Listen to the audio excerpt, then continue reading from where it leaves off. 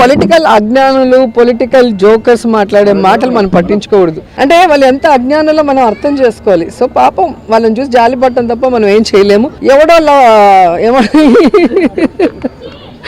ఎవడో పిల్ల పిత్రేగాడు, పెద్ద పిత్రేగాడు, ఎవడో 10 మంది తిడుతున్నారని వాళ్ళ గురించి ఆలోచిస్తే మనం ఏం చేయలేం.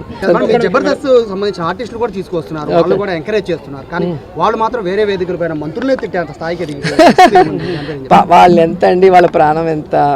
సో వాళ్ళు మాట్లాడుతున్నారు అంటే ఎవరు మాట్లాడిస్తున్నారో మనం ఆలోచించాలి, కానీ వాళ్ళని మనం అనటం వేస్ట్. వాళ్ళు ఎంత చెప్పండి మనుషులు పాపం.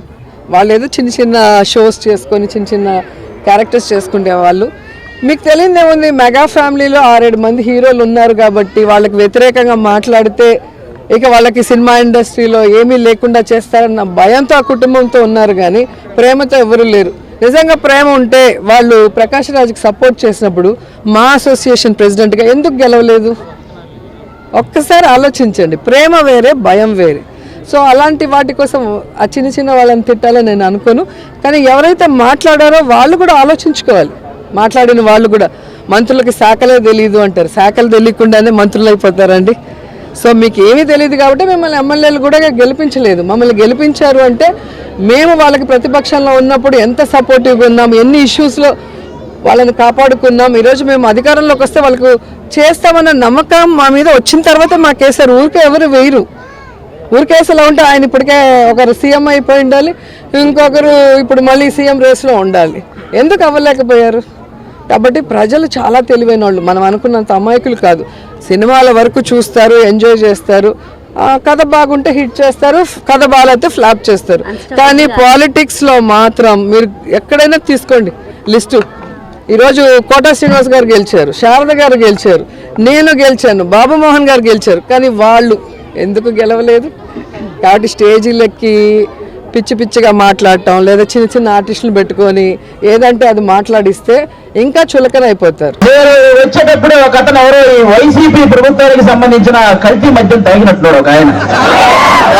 నా దగ్గరకు వచ్చి హైపరాదిని అడిగానని చెప్పమంటున్నాడు. ఆ కల్తీ మద్యం ఎంత పని చేస్తుందో మీరే చూడండి. ఇంకొక అతను అయితే స్విచ్ ఆఫ్ అయిన ఫోన్ చేసుకొచ్చి నన్నే సెల్ఫీ అడుగుతున్నాడు. కాబట్టి ఆ కల్తీ మద్యం పోవాలన్నా, అలాంటి కల్తీ ప్రభుత్వం పోవాలన్నా ఈసారి మీరందరూ కూటమి నిలబెట్టిన ప్రతి అభ్యర్థిని ఎదురు గెలిపించాలి. ముఖ్యంగా ఇక్కడ ఎవరు? పవన్ కళ్యాణ్ గారు. ఫస్ట్ టైం నాకు పిఠాపురంలో నేను ఎందుకు పుట్టలేదా అని బాధగా ఉంది రాజు. నిజంగా పిఠాపురంలో పుట్టుంటే బాగుండేది, డైరెక్ట్ గా పవన్ కళ్యాణ్ గారికి ఓటేసి అదృష్టం ఉండేది కదా అని బాధపడుతున్నాను నిజంగా నేను.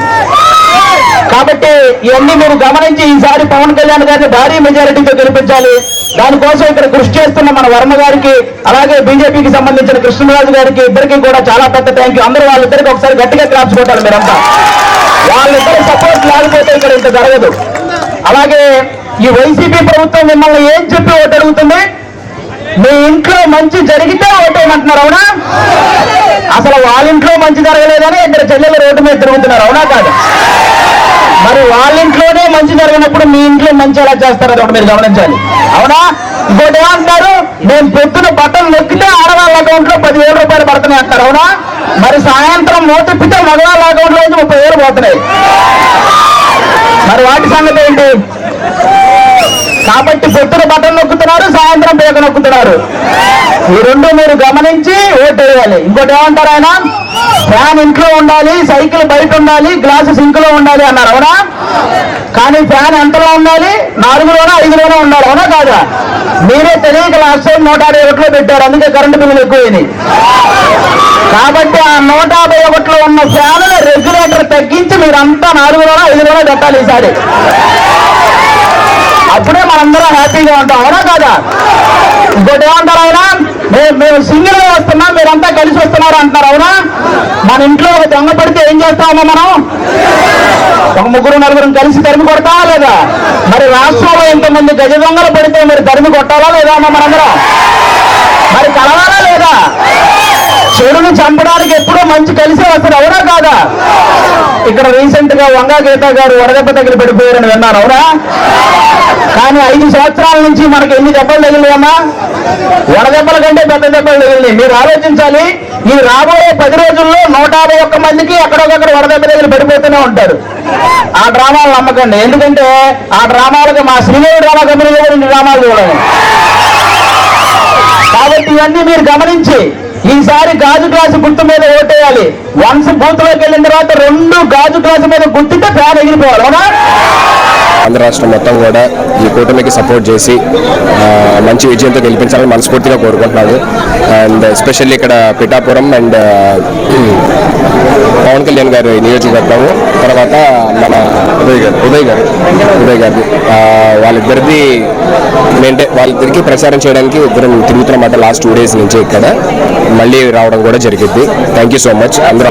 మేము ఇక్కడ ఫస్ట్ అసలు స్టార్స్ లా రాలేదండి, మేము పవన్ కళ్యాణ్ గారి అభిమానులుగా వచ్చామన్నమాట. ఇంకా మేము జబర్దస్త్ లేకపోతే ఈ సినిమాల్లో చేయక ముందు నుంచి ఫస్ట్ నుంచి మేము చిరంజీవి గారికి పవన్ కళ్యాణ్ గారికి అభిమానులు. సో మేమేమి ఇక్కడ యాక్టర్స్ లా రాలేదు, ఆయన అభిమానిగా వచ్చి ఆయన కోసం ప్రచారం చేస్తున్నాం. నిన్న కొడవలు చేసామండి, ఈ రోజు రూట్ మ్యాప్ ఇచ్చారు. సో వైష్ణవ్ గారితో మేమిద్దరం కలిసి వెళ్ళబోతున్నాం. కొన్ని గ్రామాలని, దాదాపు ఒక 17 గ్రామాలు ఉన్నాయండి. ఆ గ్రామాలు మొత్తం కవర్ చేయబోతున్నాం అండి. ఉప్పాడ పరిసర ప్రాంతాల్లో ఉన్న గ్రామాలన్నీ కూడా. సో మీరు అడిగినట్టు ఆల్రెడీ విజయం ఖాయమైనట్టేనండి. పిఠాపురం గ్రామ ప్రజలు, పిఠాపురం చుట్టుపక్కల గ్రామాలందరూ చెప్తున్నారు, పిఠాపురం పట్టణం కూడా పట్టణం యొక్క ప్రజలు కూడా చెప్తున్నారు. సో ఇప్పుడు మెజారిటీ నుంచి లెక్క పెడుతున్నారండి. ఇప్పుడు మెజారిటీ ఎంత వస్తుందనే స్టేట్ మొత్తం డిస్కస్ చేస్తున్నారు. సో ఆల్మోస్ట్ 1 lakh ప్లస్ వస్తుందని చెప్పి చాలా మంది చెప్తున్నారు. సో మేము కూడా ఆశిస్తున్నాం బంపర్ మెజారిటీతో పవన్ కళ్యాణ్ గారు గెలవాలండి. ప్రజాసేవ కోసమనే నేను 7 నెలలు మొత్తం రాష్ట్ర వ్యాప్తంగా తిరిగాను. దాని తర్వాత నాకు అర్థమైంది ఒక విషయము, ఆ పార్టీలో వైఎస్ఆర్సీపీ పార్టీలో ఉంటే ప్రజాసేవ చేయలేము, మనకి బానిసత్వం తప్ప ఏమీ మిగలదు.